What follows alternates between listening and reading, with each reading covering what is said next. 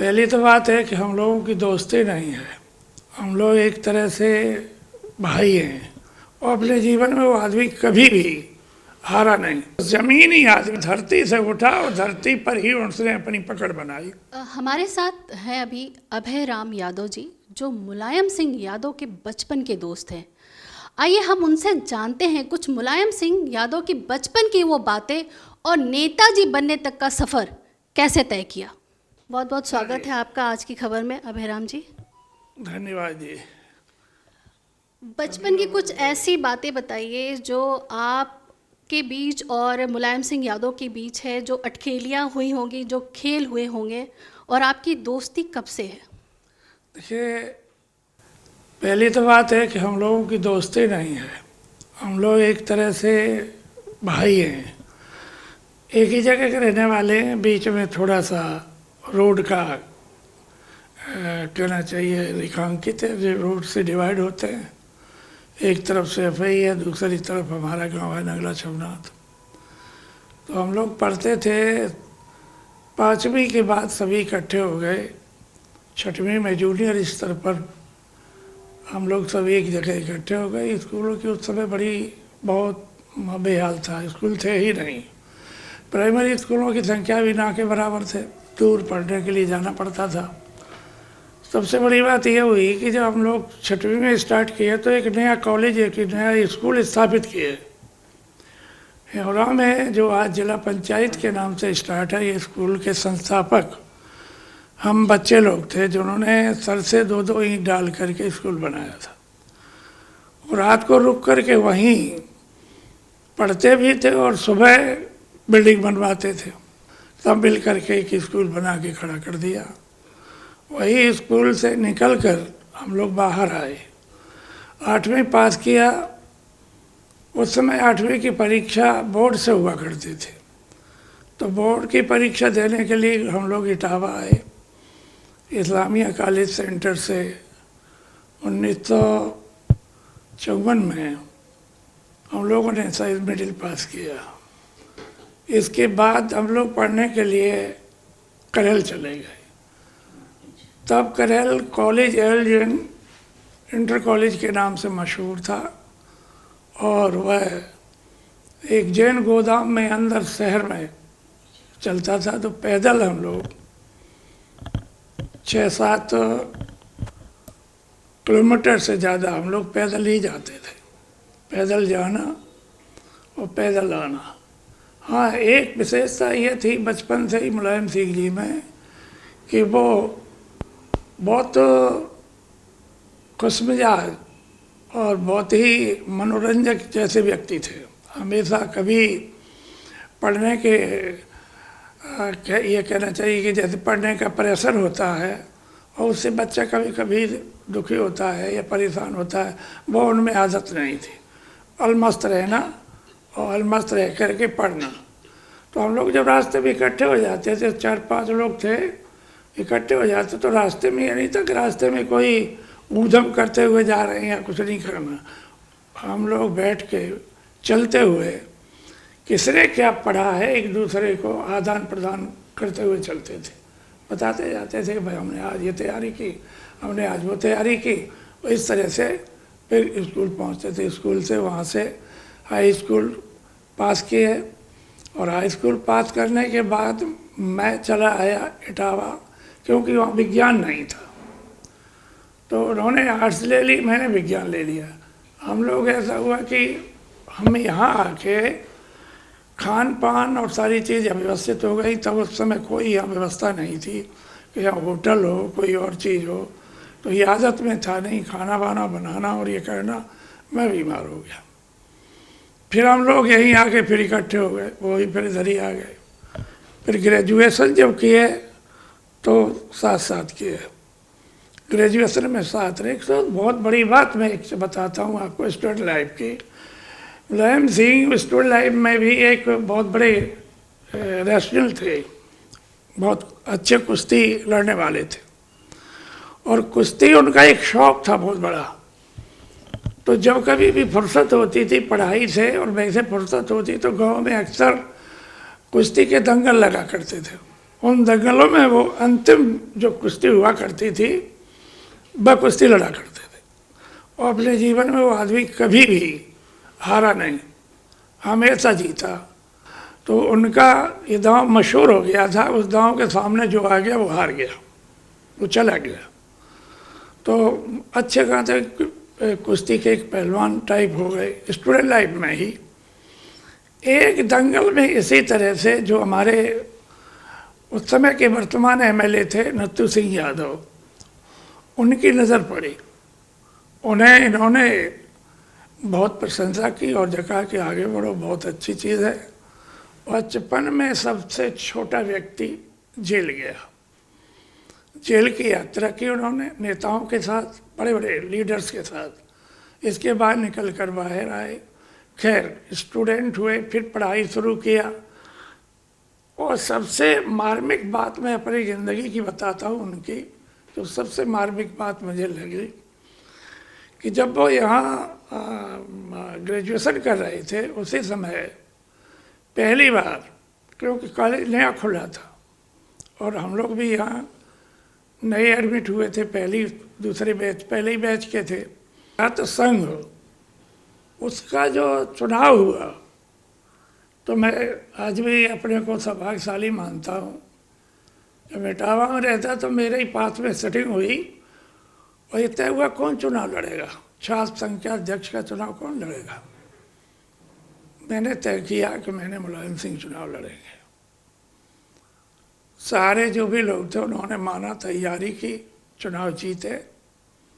चुनाव जीतने के बाद चूंकि ये कॉलेज स्टार्ट हुआ था, इसलिए ये केवल आर्ट साइड का विद्यालय था, इसमें साइंस नहीं थी, कोई और दूसरी साइड थी ही नहीं। अब ये हुआ कि हम लोग तय किया कि भाई कम से कम साइंस होना चाहिए और फैकल्टी खुलनी चाहिए। कैसे खुले, ये आगरा यूनिवर्सिटी से एफिलिएटेड था उस समय। आगरा यूनिवर्सिटी का बहुत बड़ा नाम था और अपने आप में हम लोग आगरा यूनिवर्सिटी को पंजाब यूनिवर्सिटी से काउंट करते थे, और इस पर बहस भी होती थी कि पंजाब यूनिवर्सिटी उसमें बहुत है तो आगरा यूनिवर्सिटी किसी से पीछे नहीं है। तो ये बुरा लगा उन्हें और ये कहा कि तो अच्छी बात नहीं है, हमारा कॉलेज आगरा यूनिवर्सिटी में है, फेमस यूनिवर्सिटी में, और हम अधूरे हैं, क्या किया जाए। तो ये हुआ कि जो हमारा छात्र संघ का जो फंक्शन होता था, उन्होंने कहा एक ही शर्त पे फंक्शन होगा, यदि स्वास्थ्य शिक्षा मंत्री हमारे कार्यक्रम में आते हैं तो इस विद्यालय का फंक्शन होगा, और यदि वो हमारे कार्यक्रम में नहीं आएंगे तो हम छात्र संघ का कोई भी फंक्शन नहीं कराएंगे, अपने कार्यकाल में नहीं कराएंगे। और ये पत्र लिखा गया। शिक्षा मंत्री जी शायद मेरे ख्याल से वो रही के थे, मैं नाम भूला हूँ, शर्मा जी। तो उन्होंने वो पत्र स्वीकार किया और आना स्वीकार कर लिया। वो यहाँ आए, पहली बार स्टूडेंट लाइफ में पहली बार मैंने मुलायम सिंह को सुना। माइक से उन्होंने जो कुछ कहा वो बड़ा बढ़िया और ऐसी भाषा जिससे कोई प्रभावित आसानी से हो सकता है, उन्होंने प्रयोग की। संबोधन में उन्होंने जो भी कहा, लेकिन उन्होंने एक बात कही, उन्होंने कहा मैंने प्रण किया था कि अगर शिक्षा मंत्री हमारे कार्यक्रम में आएंगे, छात्र संघ के कार्यक्रम में आएंगे, तभी ये फंक्शन होगा, अदरवाइज फंक्शन नहीं होगा। मैंने भी सती की तरह प्रतिज्ञा की थी, बनो संभ या रहो कुंवारी, तो मेरी प्रतिज्ञा आज पूर्ण हुई। इस बात को लेके शर्मा जी बहुत खुश हुए। उन्होंने कहा इतना प्रण करके बैठ गए थे? बोले जी हाँ, ये मेरा प्रण था, मैं किसी कीमत पर फंक्शन करने को तैयार नहीं था, लेकिन आपने आकर यहाँ बहुत बड़ा उपकार किया हम छात्रों पर और इस विद्यालय पर। शर्मा जी खुश हुए, बोले कि आप लोग क्या चाहते हैं, हमसे बताएं आप। बोले हमने तो मान लीजिए आर्ट्स पढ़ लिया, मैं आर्ट्स साइड का स्टूडेंट रह गया, हमारे भाई जो आएंगे, जो बहनें पढ़ेंगी, उस समय एक ही स्कूल का तो बड़ी संख्या थी भाई बहनों की, तो क्या यहाँ साइंस नहीं है, कॉमर्स नहीं है, यहाँ एग्रीकल्चर नहीं है? एग्रीकल्चर तो आपके बुढ़ी बकेवर में है, मैंने कहा है। तो हमारे कॉलेज को क्या मिलेगा? हमारे कॉलेज को साइंस दीजिए, कॉमर्स दीजिए, ये कुछ कीजिए। बोले मैं वचन देता हूँ, मैनेजमेंट जो प्रस्ताव भेजेगा मैं बाकायदा संतुति के सहित वाइस चांसलर को भेजूंगा और आपके कार्य को स्वयं पूरा करूंगा। उसमें लाला हजारी लाल वर्मा संस्थापक भी थे विद्यालय के और बहुत बड़े बिजनेसमैन थे। उस कॉलेज के पीछे उन्होंने बिजली छोड़ दी थी, तो उन्होंने कॉलेज की खैर नींव रखी थी, संस्थापक थे, तो उन्होंने उसी परिश्रम के साथ बीएससी के लिए अप्लाई किया। कॉलेज को बीएससी मिली, आगे कॉमर्स ही मिला। आज यहाँ का एक भव्यतम कॉलेज खड़ा है, जिस पर महती कृपा मुलायम सिंह के राजनीतिक जीवन को यानी चलते हुए राजनीतिक जीवन में आने पर बहुत बड़ी मदद उन्होंने दी। कॉलेज की हर स्तर पर मदद दी और कॉलेज को एक बहुत बड़ा खड़ा कर दिया। मेरा इंटरेस्ट तो राजनीति में नहीं था, तो मैं तो चला गया एजुकेशन की ओर। मैं तो मास्टर बना और उनकी महती कृपा हुई। इसके बाद मैं प्रिंसिपल बना और इसी संस्था में चलते फिरते इसी संस्था में लौट आया। दूर था, काफ़ी दूर, यहाँ से 70-80 किलोमीटर दूर था, लेकिन डीएम साहब को ये लगा कि हम इस कॉलेज के अध्यक्ष हो गए, वो बाई चांस अध्यक्ष हो गए, जिला पंचायत में कॉलेज चला गया। प्रिंसिपल कोई था नहीं, प्रिंसिपल की डेथ हो गई थी, तो कॉलेज बर्बाद हो गया। उन्हें ये चीज़ अच्छी नहीं लगी, बहुत बुरी लगी, तो उन्होंने मेरा ट्रांसफ़र यहाँ करा लिया। और यहाँ जब मैं आया तो मैंने उनसे कहा, उन्हें कहा नेताजी आपने सारे कॉलेज बना दिए, लेकिन मुझे तो आश्चर्य है कि हर आंचल ढांगा लेकिन मेरी माँ का आंचल फटा ही रह गया। ये बात वो समझ गए, ये क्या कहना चाह रहे हैं। बोले क्या चाहिए? मैंने कॉलेज को ठीक करिए इसको।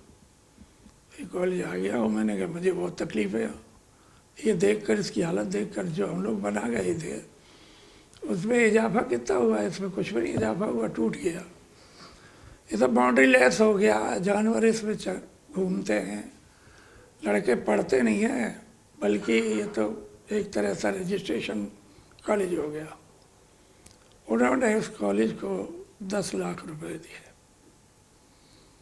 और उसकी बिल्डिंग को बेहतरीन बनाया। तो ये उनमें विशेषता थी। फिर मैं आपसे ये बात करूं कि शिक्षा के क्षेत्र में उन्होंने क्या क्या किया, क्योंकि वो इसके बाद बीटी करने के बाद टीचर बने थे जैन कॉलेज में। तो जैन कॉलेज में टीचर रहते हुए जो उन्होंने देखा और जो समझा उससे वो वाकिफ थे, इसलिए उन्होंने एक एक स्थिति को समझकर सारी चीज़ों को बदलना शुरू कर दिया। जैसे मान लीजिए एक सामान्य बात थी, टीचर को तनख्वाह मिलती थी तो गवर्नमेंट अनुदान देती थी। अनुदान आया, मान लीजिए एक उसमें 50 लाख अनुदान दिया गया, बड़े ज़्यादा बड़े स्कूल भी नहीं थे। तो 50 लाख अनुदान में यानी 20 कॉलेज हैं। 20 कॉलेज में यह हुआ कि 15 कॉलेज को तो वेतन मिल गया, 5 के लिए मिला ही नहीं, अनुदान कम आया। अब 5 कॉलेज के टीचर रह गए, 3 महीने बाद फिर आ रहा है, फिर कहीं मिल गया। और बड़ी अब बहुत अव्यवस्था थी, आप कल्पना नहीं कर सकते। वो जब मैं सोचता हूँ कभी, मैंने कभी एक बार ये प्रण किया था कि टीचर नहीं बनूंगा, क्योंकि मास्टर के लड़के को रोते हुए देखा कि पापा पेंसिल चाहिए और he was unable to give me pencil. इस स्थिति में नहीं था, तो मैंने प्रण किया और बाई चांस बन ही गया। तब मैंने कहा कि संशोध इसमें हम जितना प्रयास कर सकता हूँ बेटरमेंट का वो करूँगा। वो मेरे सोच से कहीं ज़्यादा मुलायम सिंह ने मुख्यमंत्री बनते बनते कर दिया। सब पर। अच्छा, मुलायम सिंह यादव उत्तर प्रदेश के मुख्यमंत्री से लेके देश के रक्षा मंत्री तक का सफर तय किया।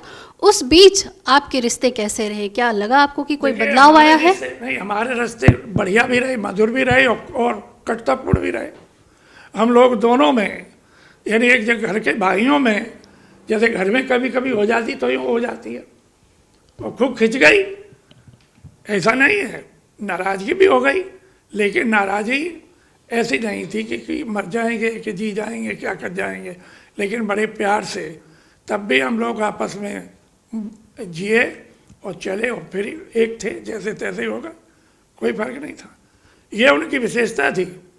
वो आदमी को पकड़ना जानते थे, वो आदमी को मनाना जानते थे, वो आदमी को अपने प्रभाव में लेना जानते थे। ये उनकी अपनी एक विशेषता थी। और राजनीति में तो और खिलकर, मैं समझता हूँ इतना कोई आज की तारीख तक ऐसा कोई नेता नहीं हुआ।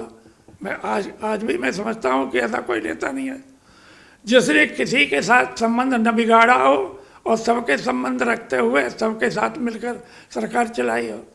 और यही एक कारण था कि देखिए, अटल बिहारी वाजपेयी प्रधानमंत्री थे और इधर सरकार इधर से उधर हुई तो प्रधानमंत्री वो मुख्यमंत्री मुलायम सिंह थे, और दूसरी पार्टी के लोग जो आए कट के, वो उनके साथ उन्होंने सरकार चलाई और सबके मधुर संबंध रहे। तो वो एक बेहतर राजनीतिक था, पॉलिटिशियन, ग्रेट पॉलिटिशियन। ऐसा पॉलिटिशियन होना मुश्किल है। अब मान लीजिए एक बात, सामान्य बात है, यहाँ से मुलायम सिंह निकल रहे, इसी करिए बगल में घर है उनका, मकान यहीं है, यहीं रुकते थे, गांव में नहीं रुकते थे। तो यहाँ से सवेरे आदमी इकट्ठा हो गया, आदमी घेरे चारों तरफ से, और उन्होंने अभी नहा ही नहीं पाए।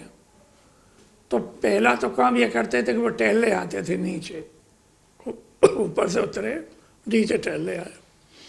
जितने लोग बाहर आ गए हैं सबको बुला लिया अंदर, चलते जा रहे हैं, बात करते जा रहे हैं, चलते जा रहे हैं, बात करते जा रहे हैं, क्या तुम्हारी प्रॉब्लम, क्या तुम्हारी बात हो गई? उन्हें चलिए जाइए, चलते जाइए, बात करते जाइए। तो मतलब इस आदत का आदि मैंने देखा ही नहीं। सुना करता था कि लक्ष्मी शंकर यादव थे, उनकी आदत थी कि वो 4 बजे बैठ जाते थे बाहर निकल के, कुर्ता अपना बिना कुर्ता बनियान के उसमें वो बात करते थे। वो हमारे नेता की आदत थी।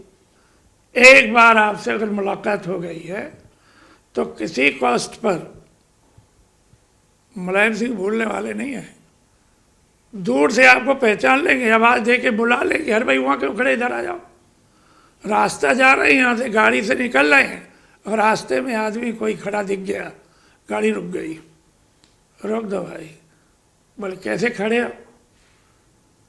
तो वो आदमी माने यह है कि इतना अपने आप को भाग्यशाली मानने लगा और कहा कि बताइए, मुझको मुलायम सिंह जी ने रोक करके पहचाना और मुझे पूछा कि तुम कैसे हो। तो ये किसी नेता में पकड़ नहीं है। इतनी आदमी से पकड़ थी उन्होंने कि पूरा क्षेत्र उनका ऐसा लगता है जैसे एक परिवार है, घर है, बेटे टोक चले आए। उन्हें कहा भाई, लोगों ने कहा कि नहीं अभी वो उनके पास टाइम नहीं है, अभी मिलेंगे नहीं। बोले नहीं, अभी मिलेंगे, हम अभी मिल के जाएंगे। तो मिल के जाएंगे। अच्छा, शिवपाल और मुलायम सिंह के रिश्तों के बारे में बताइए। जब वो मुलायम सिंह राजनीति की शुरुआत कर रहे थे तब उनके रिश्ते कैसे थे? ऐसा है, शिवपाल सिंह जी हम लोगों से करीब 14 बरस छोटे हैं। तो आप अंदाज लगाइए कि 14 बरस छोटा लड़का कितना बड़ा होगा। जब वो राजनीति शुरू कर दिए तब इनकी स्टूडेंट लाइफ थी। स्टूडेंट लाइफ को उन्होंने ही संभाला, और इसके बाद जब ये पढ़ कर के तैयार हो गए तो उन्होंने राजनीति का थोड़ा थोड़ा पाठ पढ़ाना शुरू कर दिया, अपने साथ रख लिया।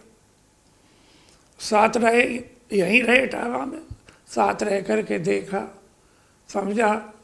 इसके बाद उन्होंने जो है काम लेना, पार्टी का काम लेना शुरू कर दिया। अपने इलेक्शन के बाद जसवंत नगर से इलेक्शन उन्होंने नहीं लड़ा तो शिवपाल सिंह को लड़ा दिया। फिर इसके बाद वो पार्लियामेंट चले गए, गुन्नौर गए, लेकिन वो जसवंत नगर लौट के नहीं आई। जसवंत नगर लगातार जो है शिवपाल सिंह इलेक्शन लड़ते रहे और उन्होंने भी अपनी पकड़ उतनी मजबूत पब्लिक के बीच में बना ली जितनी मजबूत मुलायम सिंह की थी। तो दोनों में वो तो एक छोटा एक बड़ा भाई, ये मान के चलिए बड़ा भाई संरक्षक है, छोटा भाई उसके पीछे है। इस तरह से भाई भाई का संबंध है, लेकिन उनका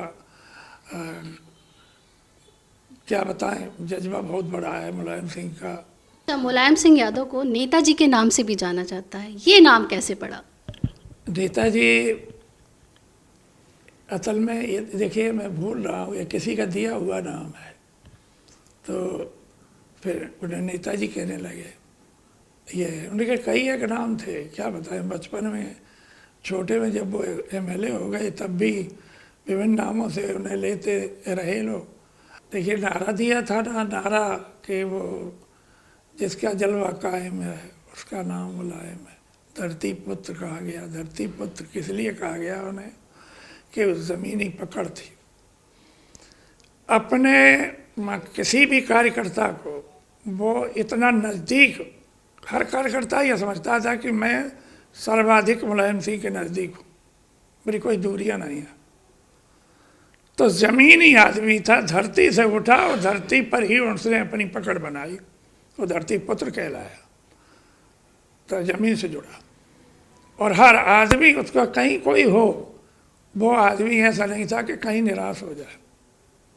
और लोगों की कई एक ऐसी हैं। एक बार ये बैठे हुए थे तो रात का करीब 12 बज गया, तो मैंने कहा एक चीज़ बताइए माननीय। बोले कहो। मैंने कहा हमारे यहाँ स्टेट रैली कब होगी, मेरे मरने के बाद या रिटायर होने के बाद? अरे मैं समझता हूँ कि हो जाती, इटावा में नहीं हो। कैसे हो पाएगी बताओ, कैसे हो पाएगी? बोले ये स्थान कोई बना है कोई बने कि स्टेडियम है तो वो अधूरा पड़ा है, मिट्टी पड़ी है उसमें, तुम भी बिना सोचे बात करते आते हो। बताओ, इतना बड़ा खेल और सारी बच्चों का इकट्ठा होना बेइज्जती नहीं होगी? हमने कहा आप मुख्यमंत्री हैं? बोले हाँ। तो उन्हें 24 घंटा के लिए हमें बना दो। क्या 24 घंटा में स्टेडियम बना देगा? वो ऐसे क्या है, मुख्यमंत्री के लिए कौन असंभव है? ब्रेक लग गया। क्या चाहते हो? मैंने कहा स्टेट रैली सैफई में। इस बीच में रात का 1 बज गया। 1 बजे स्टेडियम सैफई में स्टेट रैली घोषित हो गई। ये काम करने के तरीके थे। माध्यमिक शिक्षा सेवा आयोग बना, अध्यक्ष बन गया। मैंने कहा अध्यक्ष बन के क्या आरती उतारेगा बैठ के, जब तक पूरा वो न बने, कंप्लीट ना हो काम, तो तभी करेगा। नहीं, आयोग क्या काम करेगा? आपके नाम के पीछे ये लग जाएगा कि अधूरा छोड़ के चले गए, जो आपका नेचर नहीं है। और आपको बताइए, अच्छे लोग बताइए किन अच्छे लोगों को कर दें। मैंने कहा आपको कौन बताएगा? शिक्षा विभाग से आप जुड़े रहे, पूरे प्रदेश के प्रिंसिपल से लेकर के सामान्य टीचर जो थोड़ा गतिविधि बाहर कर रहा है उसे आप जानते हैं, हम बताएंगे। उसी रात माध्यमिक शिक्षा सेवा आयोग का गठन कंप्लीट हो गया, कार्यरत हो गया। यह शैली थी। आज जब उनकी हालत बहुत गंभीर है और पूरा देश मुझे मालूम, उनकी सलामती की दुआ कर रहा है, तो आप कुछ कहना चाहेंगे? मुझे मालूम है, मेरी इतनी क्षमता नहीं है कि मैं जा पाता। मैं जाता 100% जाता। आज वेदांता में ये बड़ा बेटा है, ये इससे छोटा, उससे 3 बेटे हैं, 2 बच्चे और 1 बहू वेदांता में है, वो गए हुए हैं। तो उन्होंने कहा आप लोग चले जाओ। मैं अब जाना बंद कर दिया। कारण ये है कि मुझे पता नहीं, बहुत चलता था, अब चलने के बाद एक अजीब सा वो हो गया है कि बीमार हो जाता हूँ। ये थे मुलायम सिंह यादव के बचपन के दोस्त अभय राम यादव जी, जिन्होंने बचपन से लेके राजनीति का सफ़र मुलायम सिंह यादव ने कैसे तय किया उसके बारे में बताया। और मुलायम सिंह यादव एक ऐसा नाम है जो अपने विरोधियों के साथ भी समय समय पर खड़े रहते थे। कैमरा पर्सन राज बिस्ट के साथ रागनी पांडे, इटावा।